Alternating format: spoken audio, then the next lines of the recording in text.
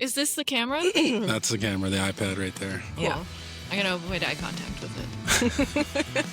That's what I do in the grocery store when I see friends from high school. Yeah. You're like, who? Nope. You see friends from high school and break. They're not my friends anymore, obviously. It's like acquaintances, right, that you know? And you're like, oh. No, not in Breakfast. Okay, very good. All right, well, welcome to episode 16. Yeah, it is. Yeah. Okay. Yeah. I trust you. Of Smack Talk with Seth and Mackenzie, brought to you by Happy Ending Divorce and Separation. If you're going through a non-contest divorce, head to www.happyendingdivorceandseparation.com and they can help you streamline your paperwork and get you to a happy ending. That's a long one. It is a long one. Yeah, oh well. It's good. Anyway. Awesome. And also, this and all episodes are powered by Blue Willow Entertainment. We have some exciting things coming up, including the second edition of the YYC Songwriter Showdown. Why don't you tell us a little bit about that, Mac? Oh, yeah, that's coming up. We have nine shows as part of that, starting in February every Saturday at Gravity in Inglewood from 2 to 5-ish. Ish. There's 32 artists that we selected from a pool of 60 who applied. So that was difficult of the hard task. But now we've got 32 very talented artists from the local area and a bit beyond that will have 8 per week sing one original song. In the first round, yeah. Yeah, in front of a panel of judges who are music industry peeps. Yep. And then that will whittle down to 16. The final 4, well, 16. For the next week, yeah. the next weeks, which are at the National Music Center, and then the Attic for the top 8, Elite 8, and then the final 4 at Festival Hall on May 2nd. Thank you to our sponsors, Horizon Heating. Shout out to Matthew and the team there. Also, it's very cold today. It might be very cold this week. So if you need some heating help, they might be busy. Yeah. Yeah, Horizon Heating. He did say that they needed a little more cold. He'd be a little happier. Oh, well, I guess he's happy today then. And also Chop Value YYC, EFW Radiology, the People Shop Recruitment, Beyond a Beaten Path, Storybeat Media, National Music Center, Local Laundry, and Spalumbos. I think that's everyone so far. There's a few more, but shout out to everyone who's helping to bring that to life. We really appreciate it. That was long. It was a long intro, but we're here. We're here. Yeah. You going to do the intro? Yes, we have a guest today, which we love having guests in studio. And it is Jubs from FRiEND. Hello, that's me. Thanks for coming. Thanks for having me on your podcast host. I'm glad that it's sponsored by divorces and heating and meat and videos. Yeah. I like all of those things sometimes. Okay, Sometimes, good. in the right environment. Perfect. Yeah. Well, you're in the right spot then. Yeah. Exactly where you're meant to be today. Oh, beautiful. Love your hair. Thank you. I got my friend who's also in a band to do it for me, which was good. But every time I shower, it's just like, it's like the most like gory looking thing ever. It just bleeds everywhere. Or if I sweat, it's pink sweat. It's a mess. Oh my gosh. Yeah, it's not cute. But when I'm dry, it's great. Gotta stay dry. My daughter actually, earlier this week, she's like, Dad, I have an idea. I want to do my hair and I want the bottom to be bright blue. Okay. Ooh. So she wants like a two-tone thing. Just gotta get some Manic Panic. Manic Panic's fun. Yeah. Yeah. Yeah, I use Arctic Fox most of the time, which is Okay. pretty lit. It smells like grape Kool-Aid. So Oh. it's delightful. Yeah. No, I think everybody should dye their hair a couple of times just to, see what it's like. If you're okay with it, It will destroy your hair a little bit if you bleach it, but That's okay, whatever. some sacrifices got to be made for Fashion. yeah. I mean, I bleached my hair a couple times when I'm young and now I have no hair. I don't know if Well, those two things maybe are that's a correlated. lesson. Maybe. Don't scare me like that. I don't think your hair is going to fall out. So you've been busy. Yeah, very, very busy lately. It's been a blessing and very much a curse sometimes too. No sleep, but who needs it? That's right. We're living the dream. Not sleeping the dream. No. We can sleep when we die, okay, Seth? Yeah. All right. And one of the reasons why you've been busy is you have a new song out. Yup, just put it out as of recording today. That's amazing. Yeah. And so we were talking a little bit just before we started recording here, and it's been a long time in the making. Oh my God, yeah. I've been waiting a decade for this to come out, and I'm really glad that it's finally out and that I don't hate it. Usually it takes like 6 months after making something for me to like hate it, and I'm a decade through and I still don't hate it. So maybe it's coming up soon, but maybe it just will never come for this one, which is really an exciting prospect for it to be different this time around. Is that something that generally happens with you with songs that you've released? Oh my God, yeah. Like the whole process of like recording a song is and putting it out is just listening to it hundreds of times, right? And like you're your own worst critic, and like every mistake, every little tiny thing, everything that you don't think is absolutely perfect just grates on you, and it just every time you hear it, it kind of cuts you down a little bit more. And you can ask, the people you're working with to like, make it a little easier, like, oh, something cracked here, can we fix it? And sometimes it's a yes and sometimes it's a no, but after a certain point you can't keep messing with it, and then you just have to keep listening to whatever it is. And for this one, I hear all the little mistakes, all the little issues, but I also like remember that it was something that I made so long ago that like it's okay that it's not perfect, So I feel like I just started releasing music like 2 years ago, and so I'm starting to get into the rhythm of like being okay with it not being perfect now. It's nice. And like in an era of perfection where everyone's trying to make everything perfect, do you love those little mistakes a little? Do you lean into that a little bit, or are you still trying to get perfect? I mean, if I tried to get perfect, I think I would never put anything out, Mm-hmm. And I think that there's a lot of appeal to making something that's a little rough around the edges, and I really do like leaning into that in many aspects. But there's of course little things that you're like, oh, I didn't know my voice could sound that weird, or like, oh, I really messed up that guitar part or something like that. That like, sure, it's technically like a something that sounds cool and rough and whatever, but still in your brain you're like, it's not how I hear it in my brain, and it's frustrating to not have that be the like end product sometimes, but you just gotta let it go. If it's good enough, it's good enough, Yeah. Well, I like the song. It's called No One, No One. Yup. Okay.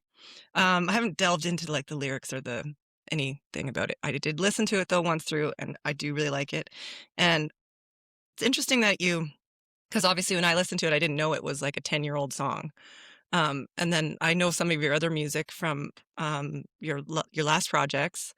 And so I listened to them. I listened to a song off your album from 2023. And then I listened to a couple songs off your latest EP after I listened to this song. And I was like, oh, I wonder what the progression is from each like project to the next. But then this one sounds like it was done first. So It kind of does, yeah. So is that how it worked? Like, was this earlier than the stuff that you've written in your other projects? Oh yeah, like this is I think the oldest song that I've ever like put out. There was one song off my first record that was like maybe a year or two after I wrote it, a year or two after this one. It was still like a high school project thing, but yeah, no, even recording this like song No One, No One, I recorded it in Edmonton a year and a half ago. And the EP that I just put out like in October, we recorded in April last year. So like this song is significantly older than that EP was, but it wasn't the right time to put it out. It didn't feel right, and that's why I've been waiting for it for so long. It's sitting on it like a nice warm egg. So like it just needs it needs the right time and the right place. And I could have waited longer and longer, but like I really hate doing that. I really hate waiting forever to put something out just because it's not the right time. So the EP came out. It's out. It's been comfortably out in the world for a while now, so I'm free to try something different. And it's so different, which is why I've had to wait so long. But yeah, it is. Yeah, I don't know if I'm gonna make anything like it again. Even I think it was a fun experiment to see how jazzy this could get. Thank you. Yeah, I was just I have that written here. I was like, it's so jazzy compared to the other stuff you have. Yeah, I mean, for this song, I didn't get to play it with my regular band, which was very scary for me. I had to work with a lovely group of session musicians at McEwen University. But the problem was that they were all jazz musicians, and all I was writing was rock and roll. And I was like, well, I get this opportunity to work with these people in this studio just once, and I want to make sure that I get the best product that I possibly can. I want to make sure that everybody enjoys themselves and that I'm happy with it. So I had to dig through and find the right song for it, and that one just kind of felt right. So I gave them like city pop like Yasuha and like Himiko Kikuchi and like funk like Stevie Wonder. I gave them all that kind of stuff, and I said, can we do that? And they all got so jazzed over it. Sorry. They got so excited over it that it just became, instead of just being in a tense studio with artists who are trying their best to like put it to everybody was just having fun. We all just enjoyed the process so much, and it really shines in the like end product because it just sounds fun and happy. It is fun. Yeah. And what do you take from that, I guess, for future songwriting processes? Like, will you remember this as being kind of like an anchor point or something to draw from when you're in the studio again?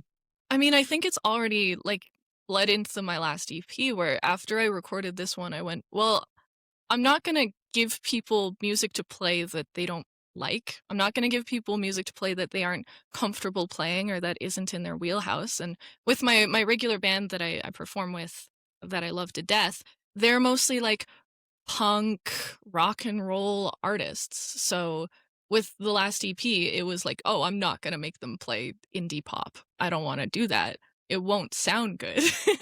And so we really tried to do something more rock and roll with it, and it worked way better. And I think in the future, it's still going to be like that, where if I want to make a certain style of music, I want to make sure that I'm working with people who want to make that as well. You know? Well, that leads me to a question about live performing then, because obviously your band that you perform with is different than the band that you recorded the song with. Yeah. So how does that translate into the live performance of the song? Like, it'll be different, I suppose. Oh yeah, it's gonna be different. It's gonna be way more rock and roll. It's gonna be a little bit more fun and messy and silly, but we still wanted to keep that sort of funky vibe to it. So I actually also asked a bunch of friends who play brass instruments to join us on stage. So we got a trumpet player, 3 saxes, and a trombone player joining us for our single release party, which is tomorrow as of time of recording, but probably will have passed. Yeah, you guys missed it. Too bad for you. But we're also planning on using this song as less of a like, oh, we have to make this sound like the original, and more of like a ground to really mess with a live performance. Like my bassist is a professional juggler. He has like a world record in juggling. So we're going to cut out the keys solo and we're going to give a juggling solo, I think, in the future and stuff like that. This is amazing. Yeah. I like this. Well, you kind of know one of your band members, Mirlaquin. Yeah, Maria Miarlequin. Yeah. Mirlaquin. There I'm we super go. excited that she's doing the songwriter competition. It's going to be super exciting to see it go. I said on a previous, I think I said it on the podcast, or I said it in one of our meetings, that because she came and did an opening act for us at Found Sounds. And she came in, she's got the, what's that thing called? The harpsichord or something? Omnichord. Omnichord. Yeah. That's it. Her keys. She's got backing tracks and like all this stuff. And we'd never met before. I'm a little worried because like there's a lot of variables that could go wrong. Everything worked, and I thought it was one of the most unique performances I've seen in the 3 years of going to shows nonstop. Like, she's got something special. She's so cool. I'm so lucky that she like wants to be a part of this project too, because like her own music, like she's just about to put out a record at the end of January, and I've been listening to this record for so long because like even this, where I recorded this song No One, like we were living together in that residency together, like roommates for the whole time. So just seeing her work evolve from there into what it is now and what she's wanting to do has been so fun. I love Maria. I love her work. It's so whimsical and pretty, and it like makes you think of sparkles and bubbles. It's beautiful. That's a great way to put it. That should be on her album review. There, she just got her first review. Heck yeah. I want to talk about, because obviously you have this awesome show coming up. Your live show. So Seth and I saw your live show when you opened for Cuvaro at the Mm. Legion. Mhm. Like basically went into it blind because I just started kind of getting to know your music, but I'd never seen a live show. But I knew one of your fans, and she's a fan. Like you have some fans, like Aw. major fans. Well, you know, Well, because kinda. your live show is so fun. Like, so if you don't know this about FRiEND, they put out stories and they're like, come to the show. This is the theme. Yeah. Right. Yeah. And it's like a shtick, but it's awesome. And so people come and they're like in theme and they get right in the front row and they are just like rocking. Like they have the best time. You Mhm. already have like such cool fans. Yeah, I love our community that we've made with this music. It's been nuts. But yeah, the themes help a ton just to like be able to spot in the crowd, especially for it depends on what show, like what kind of people are coming out. You don't know who's there for you for the Right. most part, right? Unless they're wearing like one of your shirts or whatever. But even then, if you're on stage, you're like, oh, it's dark. I can't see anything. So like having people dress like obnoxiously like us makes it so much more comfortable to be like, oh, we have people here who care about us. And it just makes the act of performing way less scary. Yeah. Yeah. Well, and I like that you called it performing because it is a performance. Yeah. Right, Seth? Like, No, yeah, it's like I very was like, memorable. what is Yeah. happening? But it's amazing at the same time. So like that's part of who FRiEND is, I guess, right? Is the live performance. Oh, it's like the main thing that we focus on really is, you know, we put out the music on streaming and all of that because we have a few people who are fans of the project through my live streams that I do. So there's a lot of international folks who just don't get a chance to see us live. But for the local fans, like they don't, nobody cares about the music until they see it in person. And I think live music is where music really, like new music really gets to, you know, bloom. So we really focus on making sure that that's an experience that people love and that it's an experience people want to chase and that it's an accessible experience for as many people as possible because I love live music and I want to make sure that if I get to make live music and make that experience, that it's like the coolest experience I can possibly make it be. Where do you see yourself pushing your show to? Is there like What do you mean by that? Like, what do you mean? in like an experiential standpoint, do you have like a vision for where Like if the money was no object, you Ooh. could just like have any stage and just go crazy.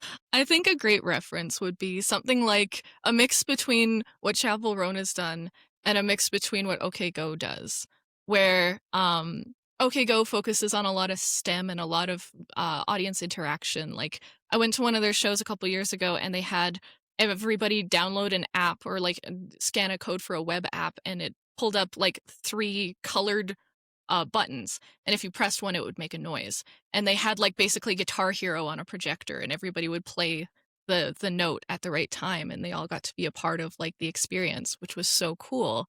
I think of folks like them who try to make sure the audience is as involved in the process of being there as possible. They invite people on stage all the time. They ask kids to come up and play the songs with them. And I think that's just super important. And then I think of like the energy and the fun and the party that is like a Chapel Roan show. And she used to do themes for every show as well, which is where I got the idea from.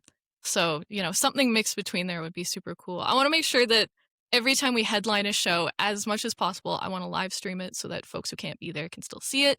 It's never affected ticket sales, so I'm not worried about the money of it all.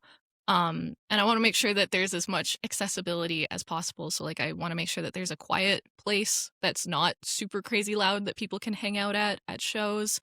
I want to make sure that tickets don't cost an arm and a leg or are like, you know, if we ever got too big that things would sell out all the time, that people aren't scalping or anything like that.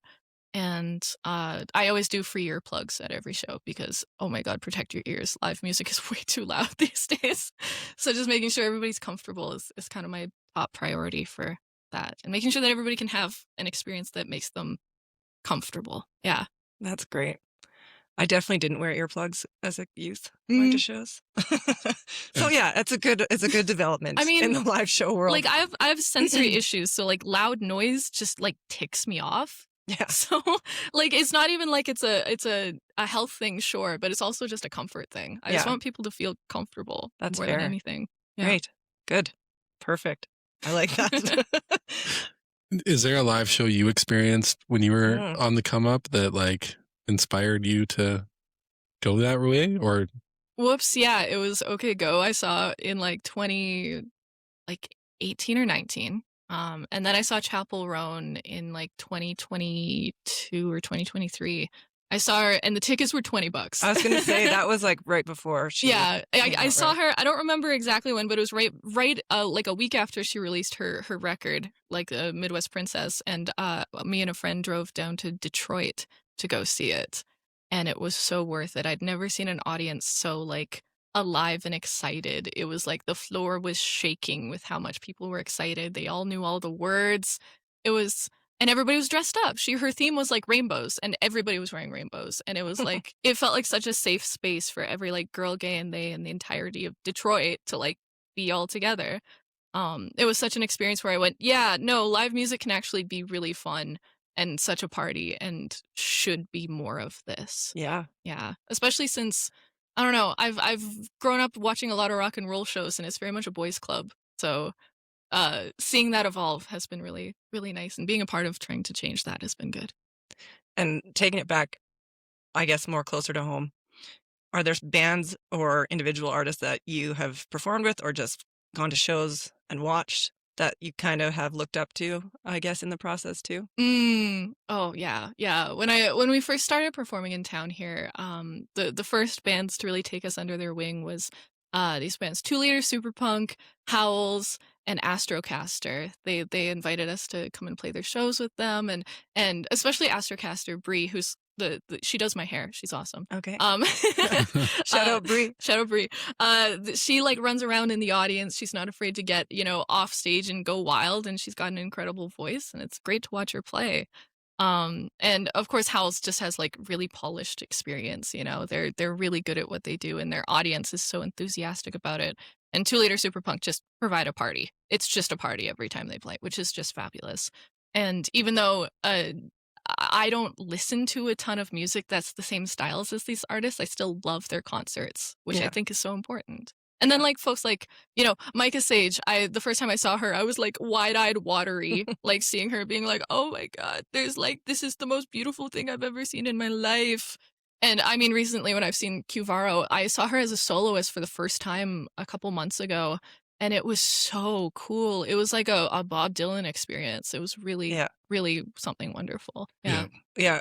2 of those artists. One's Howls, good friends of ours. We've done some shows with Ben.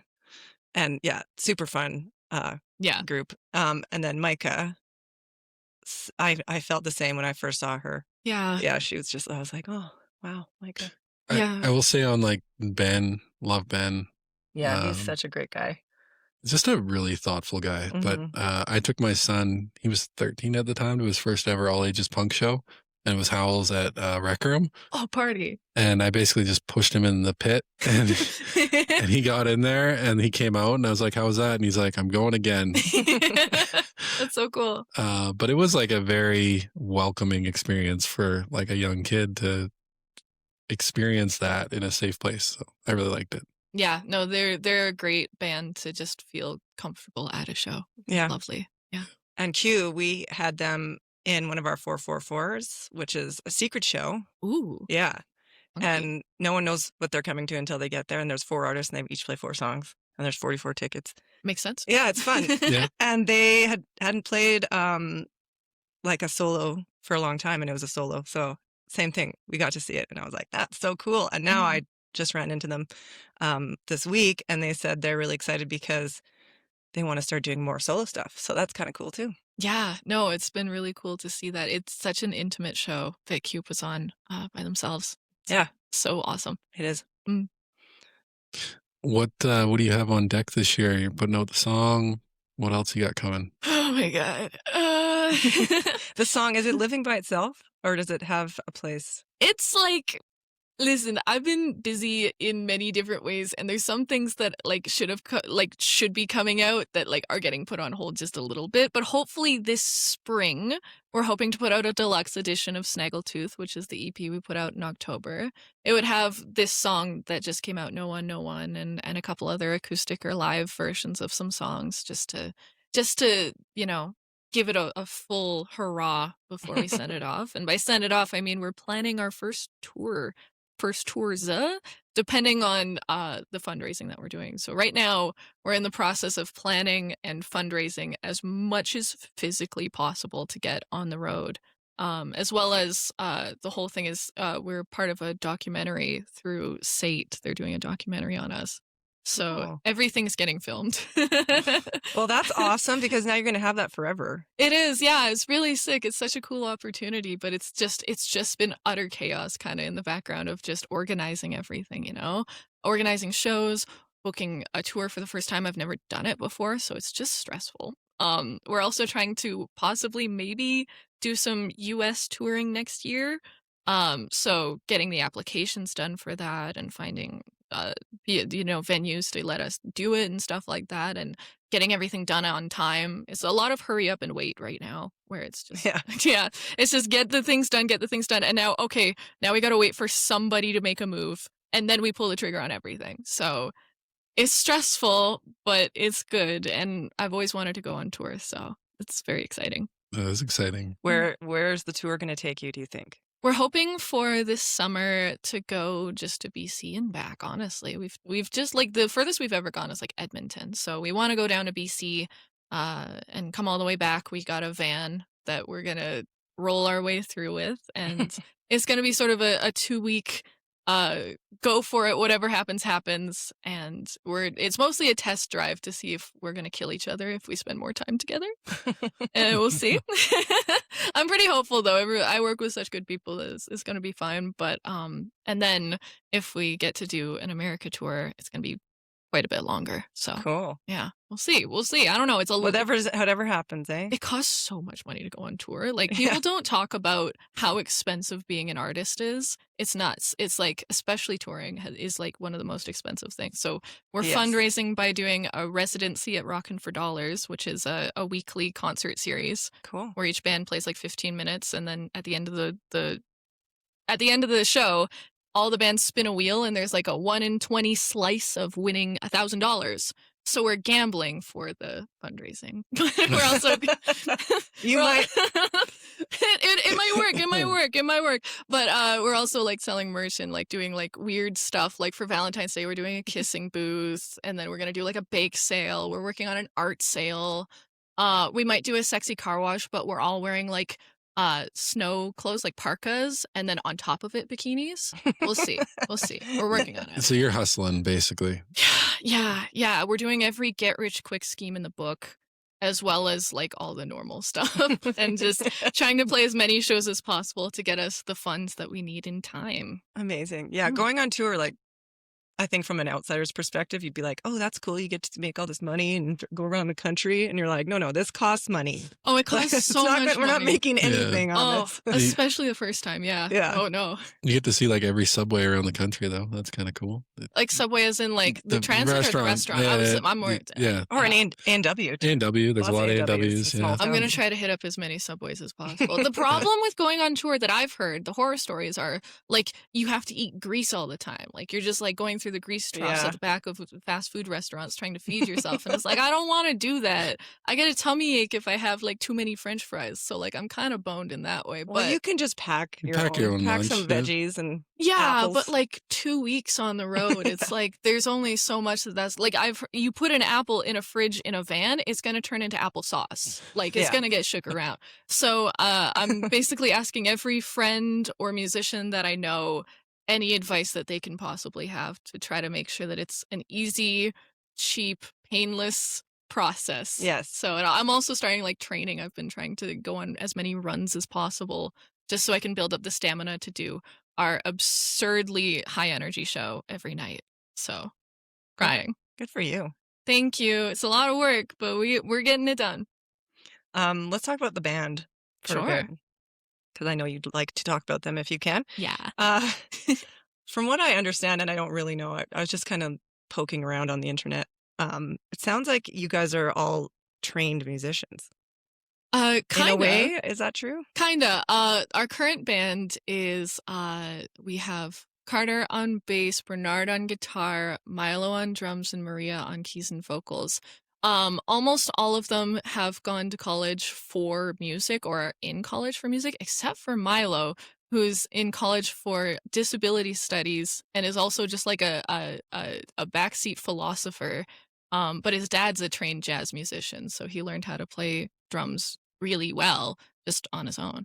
Yeah. And then what's your background in music? I did classical violin and piano growing up, up until I went to college. I tried to go to college for classical violin, didn't work. My hands just don't work, as it turns out. So they said pick something that doesn't involve your hands to do for your job.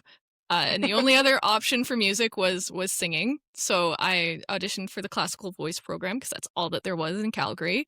And they gave me a pity in. They said, okay, you can try. And I sucked for 4 years straight, and then I dropped out. I focused on composition, though, in school, like classical composition, so writing for, like, orchestras and trios and stuff like that. And actually, Maria was in the same program as me, but she graduated. She made it out. Oh, good. Yeah. Well, that's fine. You can just rely on her for that. Well, I mean... just lean on her. I did the 4 years. I just didn't get the paper because pandemic, so... That's okay. Yeah, I haven't dreaded it yet. I haven't regretted anything in that aspect quite yet. We'll see, though. Awesome. What do you want to say, Seth? I'm just He's here. looking at my notes. How dare you? Wow. I'm gonna start writing them down. How dare I? Indeed. Well, go. And I guess, was it important to you at the start of this project to pull together the same group of people and stick with that group of people? I mean, I've tried. Yeah. It's really tough because when I first started, like, FRiEND, it wasn't FRiEND. It was my full legal name, which was a really smart choice. With social insurance number and everything? Yeah, just the whole thing all was your just passwords. right out there. Yeah, it wasn't the smartest choice. And I had recorded the first record that's out right now, just by myself, basically. I had a few friends help me out in an abandoned church in Medicine Hat. And so I was doing it by myself because it was like pandemic. I wasn't going to ask people to get in a crowded, sweaty room with me. And so it was all just completely independent. And then I had the record release show, which like 10 people showed up to. Shout out to those 10 people of that. And I brought along a band because the music was just too big to play by myself. I usually like live loop, but the stuff just wasn't made for live looping for the most part. And it was like one of the first times I had been on a stage and not had a like panic attack either right before or right after. I have terrible social anxiety. And I would like put 2 and 2 together. I was like, I'm working with my friends to play music together. And now I'm not scared of doing it. Okay, that's all I have to do now. So I asked those people who, most of them were in a jazz combo with me at the college. And then Maria and a few other friends, I asked them if they'd just like maybe do it again and again and again and again. And some said yes and some said no. And the ones that said yes stuck around. The ones who said no, we figured out who would replace them. And it's just sort of been a slow evolution of I want to make sure that everybody who's in this band is willing to stick with it because it's so hard to, cycle through band members. But I also want to make sure everybody's comfortable and that everybody is going for what they want. So our most recent departure was our guitarist Braden, who was with me from the beginning. He was in a jazz combo with me, and he has his own project, formerly known as Floral Green, now known as Car Accident. Love the name. That he's been wanting to put more focus on, and this project, FRiEND, is. I don't know if you can tell by how busy we are. It's intense. Yeah. It's a lot. And so he was like, I want to focus more of my commitment time on that. And so we just sort of figured out how to work with that. We found somebody else to replace him, but it's much less of a replacement and it's more of like an evolution because nobody's going to do what Braden does and nobody's going to do what Bernard does. So trying to compare them, it's not really fair. They both play the same parts, but they play it so differently that I don't think it's fair. But yeah, I want these people to stick along as much as they're happy to. Yeah. Yeah. Sorry. Yeah, right over there. Don't die. I won't. I guess we're going to get some live music, which is we haven't done on the pod in a minute. Yeah. Excited about that. For people that want to follow along with your journey, figure out what's happening next, what's your elevator pitch there? Oh, if you like alternative, girly pop, scummy, goofy ass music, you should check out FRiEND. We're trying to get to a city near you soon. So let us know if you want that, and tell your friends in that city that to listen to us so that we know where to go. Um, check us out on socials if you want. I'm an internet goblin, so there's always an update. And tell your friends or whatever. You can just look up Shy Friend. It's a different handle on a lot of different things, but if you just look up Shy Friend, usually we pop up. Amazing. Can I just say one more thing? Yep, I can cut it. About your last EP, Snaggletooth. I can't believe it just came out in October. Because I feel like it's been out a long time because I've listened to it a lot, maybe. And really quickly, I know we're running out of time, it's gotten a lot of buzz. And one of the things was Eric Vollmer's had it in his top albums, even though it's an EP, but that's okay, we'll forgive him, of 2025, alongside some really great artists as well. So yeah, that was sick. Eric went and saw us when we played in Lethbridge and apparently really enjoyed it and reached out and wanted to learn more. And I've seen him pop up at a few shows now, which has been a very high honor because I know he's got really good taste. So that's been really cool to see folks like that actually call our music good. Music is very subjective. So it's nice to see people with, what I consider good taste to really enjoy it, like Eric. Yeah. Mm-hmm. And are you feeling the buzz? Do you know, does it, there's so the vibration much around you? Because, I'm feeling it. I'm not even in the band. It's like there's this, it's less of a buzz and it's more of a pressure that I feel. It's just a constant, kind of mumbling behind my back of I know that I'm being perceived when I'm not wanting to be perceived. And it's a lot of pressure. There's a lot of weight there. And I don't really know what to do about it. I can just exist and move on from it. But there's so much expectation that comes with every move that we do now that's pretty scary. But I also am very privileged to get the opportunity to have that weight, So I'm pretty happy, all things considered. It's just a little scary at times. I have to constantly take a step back, touch some grass, or I like to eat a rotisserie chicken on the floor with my hands. It's like a grounding technique. Or you take a jar of peanut butter, you stick your hand in it, you just move it around a little bit. Grounding technique. Okay. Grounding technique.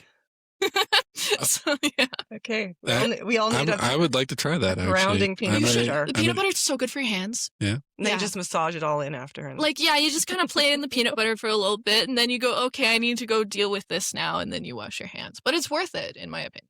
I was more thinking the rotisserie chicken thing, but rotisserie chicken is a good one, though. I think you and I have opposite sensory problems. Because me putting my hand in the peanut butter jar is not something I want to do. That's fair. Okay, yeah. Let's get to our songs of the week. Chop Value YYC Songs of the Week. Stylish and sustainable, turning recycled chopsticks into furniture and decor. And decor. Get yourself a table. Need to get some decor in here. Or maybe a charcuterie board. Charcuterie boards are good. People like those. Yeah. I like meat on chopsticks, I guess. Yeah, hell yeah. Who doesn't, really? Do you have a song? I have a song. You don't get to go first. Oh, okay. Well, I didn't know if you had a song. Of course I have a song. Okay, fine. I was going to say no one, but I guess I can't because we talked about it the whole... Yeah, that would be biased. You're not allowed to do that. Shy Friend, no one. Out now. Go get it. No, it picks a second. So I get two now. That's the first one. Second one, I was delving into because I met her finally, and she's also a friend of Q, and Q always talks about her work. And she's in the songwriters competition. Yeah. You know who I'm talking about? I do. Jolene Marie. Yeah. Heck yeah. Yeah, I've been listening to some of her stuff as of late, and her song Honey, I really quite enjoy. It's nice. It's chill. Chill is good. Give it a listen. Yeah. All right. Honey, Jolene Marie. Yeah. Check it out. I'm going to give a shout out to someone we were already talking about, Miarla Quinn, our friend.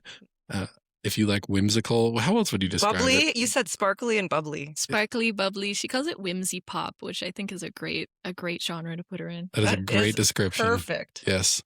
And I will go with perpetual motion, which you... perpetual notion. Perpetual notion. It could be, okay, notion. And I don't know what song she's going to play at the showdown, but you can check her out. She's also a part of that. Yeah. So come see Jolene Marie. They're not on the same date. I don't think so. Jolene, no. I don't know. I think Jolene's on the 14th and Maria's on the 7th. Yeah, you're right. Yeah, I think. So there you go. Party. Yeah. You got a song? Ooh. I mean, other than your We own. kind of Are we put you talking- on the spot. Are we talking local? Yeah. Okay, let me Local-ish. Let me think. Oh, I've got so many in my brain, know, it's but none hard. of them are coming to my mind. Oh, if you Astrocaster, listen to Picture. It's such a banger. It's so fun and upbeat and sassy. And if you like Shy Friend, you'll love Picture by Astrocaster. They're awesome. Yeah. Amazing. I've seen them I live haven't too. They're listened really to a lot good. of them Yeah. yet, but I've seen them out and about. I saw them at Modern Love a while ago. It was good. Okay. They're cool. Astrocaster. Astrocaster, Miarlequin, and Jolene Marie. There you have it. Good loadout. Okay. We're going to get some music now. I'm going to have a little transition here because got to pause it for a second and we'll be back. This is the song that I just put out as of recording. I've been playing it for a very long time, but not in front of people. So this is a very exciting moment. It's called No One, No One. And it was written about my chagrin of all of my friends hanging out with boys and not hanging out with me and ditching me to hang out with boys. So hope you like it.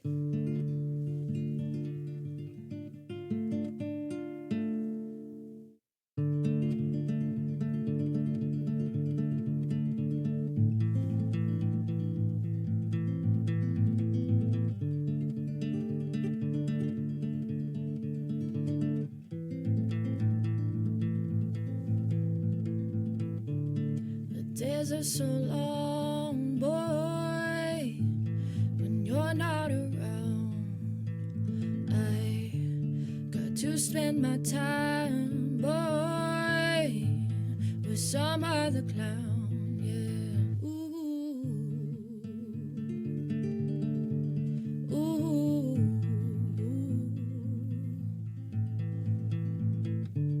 Tell me it's been too long to be playing your games, but I got extensions, boy, the track's like a maze. Yeah, I think it's time we parted ways. Yeah, I tried to break through this dusky haze, but when the dust clears and you're all alone, I know it's me more than it's you. Jump ship well tied to a noose, but when the curtains fall, I should've known the sign extraordinary news. It's better now that I belong to no one, no one, no one, no one, no one, no one. The folks I abide with, you know they don't mess around. They keep banging their pots and say that I'm too tightly wound, so wind me up, boy. Ooh, yeah, I think it's time we parted ways. Yeah, I tried to break through this dusky haze, but when the dust clears and you're all alone, I know it's me more than it's you. Jump ship well tied to a noose. When the curtains fall, I should've known the sign extraordinary news. It's better now that I belong to